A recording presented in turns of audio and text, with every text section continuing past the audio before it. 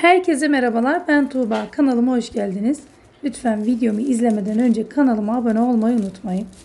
Bu videoda sizlere beklemeden, maya kullanmadan çok pratik, çok lezzetli bir sarımsaklı ekmek tarifi vereceğim. Videodan da ne kadar lezzetli olduğunu anlayabilirsiniz. Mutlaka deneyin. Sizler de lezzetine bakın. Ve tarife başlıyorum. Yarım su bardağı ılık suyu ekliyorum. Yarım çay bardağından biraz az zeytinyağı ekliyorum. 1 adet yumurta. 2 yemek kaşığı yoğurt. 1 yemek kaşığı toz şeker. 1 tatlı kaşığından biraz az tuz ekliyorum. Ve malzemelerimi karıştırıyorum. Yine açıklama kısmında ayrıntılı malzeme listesine ulaşabilirsiniz. Tam olarak 3 su bardağı un kullandım ama lütfen ununuzu parça parça kontrollü ekleyin. 1 paket karbonat ekliyorum. 1 paketin içerisinde 5 gram karbonat var.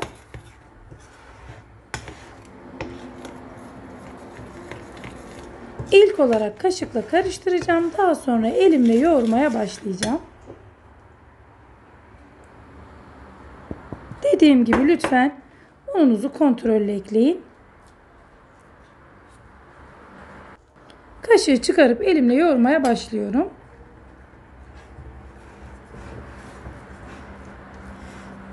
Sarımsaklı ekmeği seviyorsanız bu tarif tam size göre.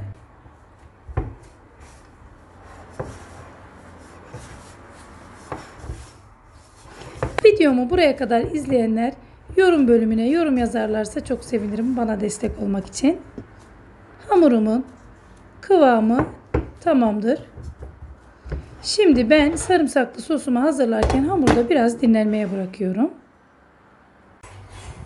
Bir kabın içerisine 60 milim zeytinyağını ekliyorum. Yani yarım çay bardağı zeytinyağı kullandım. 4 diş sarımsağı rendeleyeceğim. Büyük rendeniz varsa onun küçük gözünü kullanın. Arzuya göre biraz pul biber.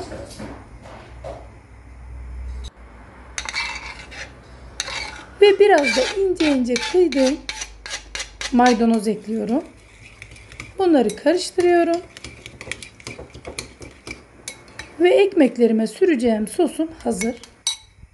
Ben sarımsaklı ekmeklerin içine biraz da kaşar peyniri rendeledim.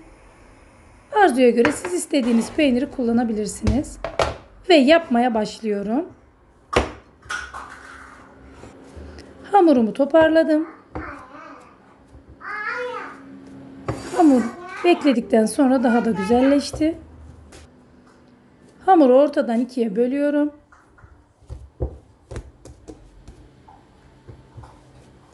Lütfen bu aşamalarda videoyu dikkatli izleyin.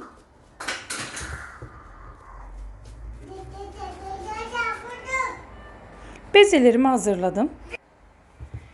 Şimdi biraz unla birlikte hamurumu yaklaşık böyle 20-25 santim çapında açacağım.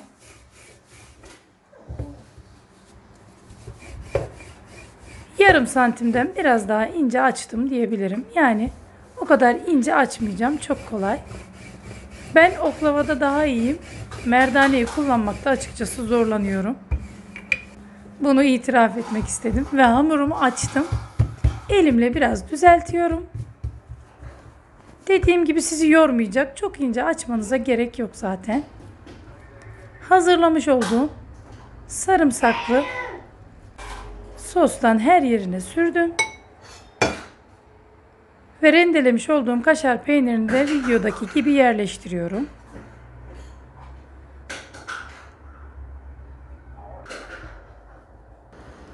Peyniri de yerleştirdim. Hamuru bu şekilde kapatıyorum. Uç kısımları açılmaması için elimle iyice bastırıyorum. Lütfen bu aşamaya dikkat edin. Sarımsaklı ekmeğim hazır. Sarımsaklı ekmeklerimin ikisini de hazırladım. Ve şimdi bıçakla kesmiyorum. Sadece üzerine çizikler atıyorum. Yani lütfen hafifçe bir çizik atmanız yeterli olacaktır. Ve kalan sosumdan ekmeklerimin üzerine de her yerine gelecek şekilde sürüyorum. Sarımsaklı ekmeklerim hazır. 190 derece önceden ısıttığım fırında yaklaşık 15-20 dakika pişirdim. Mis gibi kokan harika sarımsaklı ekmeklerim oldu.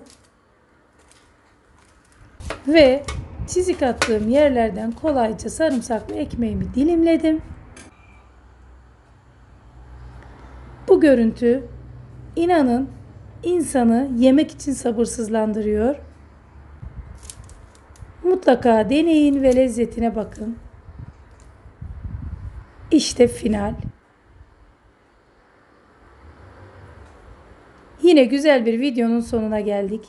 Beni izlediğiniz için çok teşekkür ederim. Sizlerle yeni videoda görüşmek dileğiyle. Hoşça kalın, afiyetle kalın.